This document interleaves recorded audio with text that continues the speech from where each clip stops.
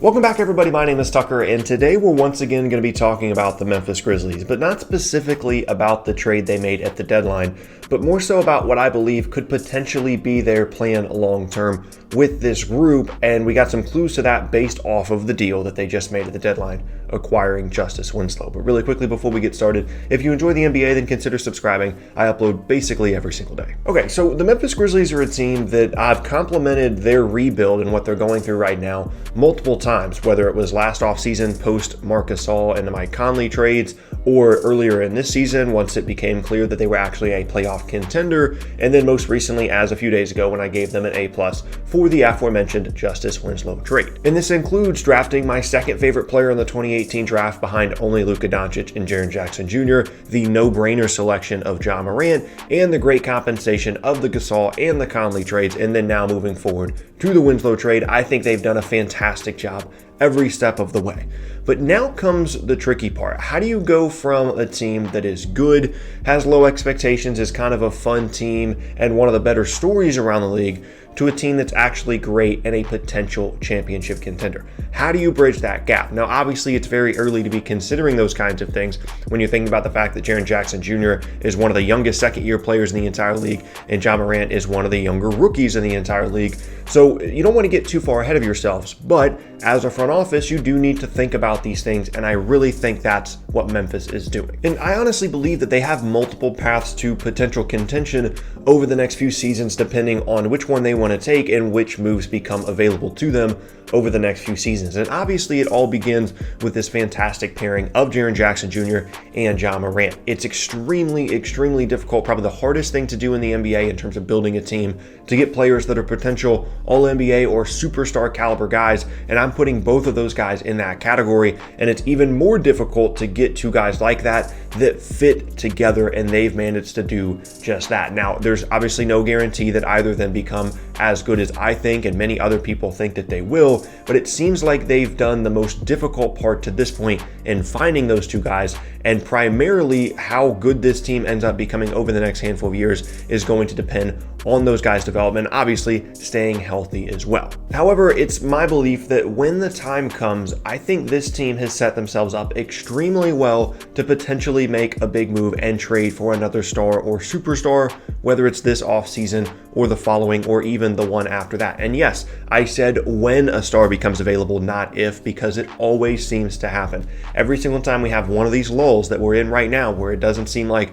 there's going to be many big stars traded or leaving in free agency, every single time we think that, another name pops up, and it's going to happen again this offseason or the following, whether it's Bradley Beal or Karl-Anthony Towns or Devin Booker or any other number of big name guys around the league. It's going to happen, and the Grizzlies have put themselves in position to potentially be a candidate to trade for any of those guys or someone else that we're not even thinking about right now. And this is why, just think about the amount of tradable assets that this team now has, because personally, when you're considering a potential trade for a star or superstar, I'm not putting anybody other than Ja Morant and Jaren Jackson Jr. in the untouchable category for this team. So think about the amount of assets they now have after the Winslow trade.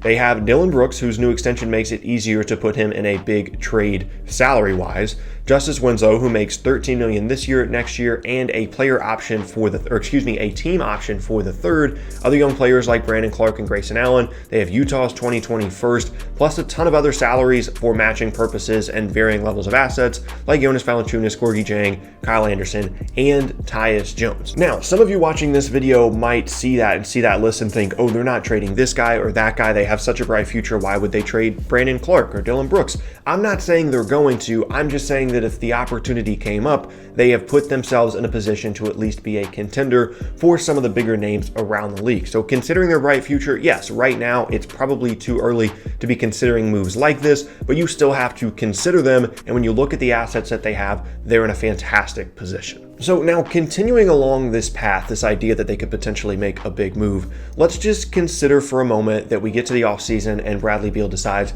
he doesn't want to be in Washington anymore, and he's the next guy that wants to ask out of the Wizards after literally just signing an extension. That's why he wasn't eligible for a trade this season, but let's just say that that happens.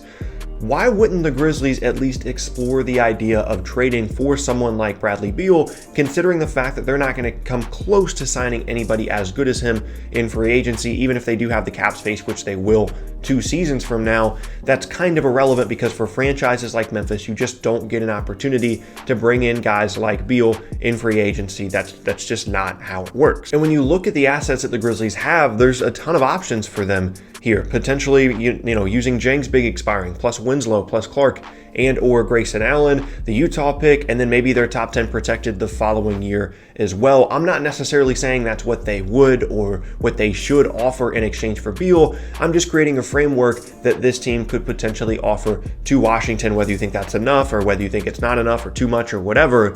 That's a potential framework. And there's a lot of mixing and matching you can do there with Valanciunas or Brooks or Anderson or Jones in terms of the salaries to make it work, in addition to having another nice young asset like Justise Winslow. And I think that's one of the reasons they were so adamant about getting a first-round pick, or as it turned out, a nice young player like Winslow in the Andre Iguodala trade, because this team is thinking long-term. And I don't necessarily think that long-term means always getting these late first-round picks, but getting younger assets or just picks in general to make a move like this, stockpiling those up so that when the time comes, they're ready, and they're in a much better position now post-Winslow trade, because Andre Iguodala was in a big expiring contract, now has signed an extension with Miami, but him, as well as Solomon Hill, as well as Jay Crowder, were all big expirings, and now they're getting back a guy in Winslow that not only I think could be a very good young player if healthy, but has a very tradable salary and a big expiring, as it turns out, in the 3-team deal as they flip James Johnson for Gorgui Dieng as well for salary matching purposes, putting them in, as I continue to say, a fantastic position. Now, continuing with that Beal example, that gives them a fantastic 3-man group with plenty of other pieces around them to be able to continue to build moving forward. And Beal is just 26 years old, so not only does he raise their ceiling, but it's not like this is a Jimmy Butler type situation where they're pricing themselves out of their current timeline, because Bradley Beal is going to continue to be a really good player for the next handful of seasons, and certainly for the length of the contract that he's on. And who knows who it's actually going to be, whether it's Beal or Cat or Booker or, again, someone else that we're not thinking about. But the important thing is that they've put themselves in a position to make a move like this. Now, to be fair, they don't have nearly the same level of assets that, for example, the Pelicans or the Thunder have, considering the amount of young players and draft picks they have acquired. But still, when you're talking about a team in Memphis that is going to be very motivated, I think, over the next handful of seasons to raise their ceiling and get a star caliber player, they are a team to definitely keep an eye on. And really, that's all that you can ask for when you're rebuilding a team in a market like Memphis. You can't rely on free agency the way that a lot of other franchises can, and so you have to build your team up in 2 ways. Either the way that they're doing it now, by drafting, by bringing in some homegrown talent, by making smart trades, and then building up your team from there and hoping that the pieces that you've drafted become high enough level stars to be able to take you potentially to the finals or to a championship. Or you do that and then also make a move to bring in the guy that's going to put your team over the top. Potentially, in this scenario, that guy is Beal, and then that's how you build up that team. So either way, they're doing everything they can to get there. I don't know if it's actually going to happen, if they're actually going to be able to make a deal like this, or if even if they do make the deal, if it's going to be enough to push them over the top. But all they can do is put themselves in this situation, and they've done that. But like I said, this is only one option. They certainly are more than welcome to just stick with this group and let them continue to develop and see if just having Morant and Jaren Jackson Jr. and this other core and whatever else they add is going to be enough for them to be a really, really good team, because it's definitely possible that they could be like a top 4 seed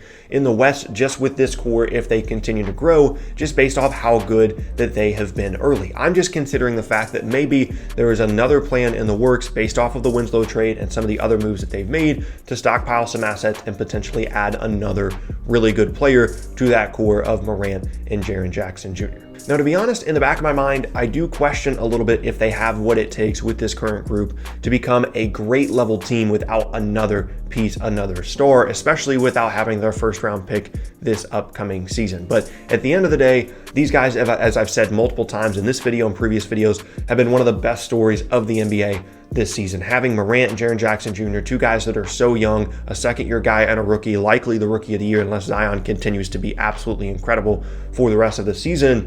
Having those 2 guys has been such an awesome experience for, I'm sure, Memphis fans, and gives them so much hope for the future. And maybe they will end up being, everything that they need to be for this team to chase a championship. But you have to consider the possibility that there could be a big trade in the works either this offseason or the following, and they have the pieces to make it work. work when honestly, when you looked at the roster before this deal, it was very, very questionable if that was actually the case. So once again, as I continue to say, and it seems like a video every couple of months, keep an eye on the Memphis Grizzlies. This is a dangerous team, not only currently in terms of their core, but also what they could do moving forward and this track record of great moves by this front office over the last 18 months or so. And there you have it. That is going to be the end of today's video, and I thank you all very much for watching. Once again, my name is Tucker. If you missed any of my previous videos, then be sure to check out the boxes on screen. Thanks again, and I'll see you all next time.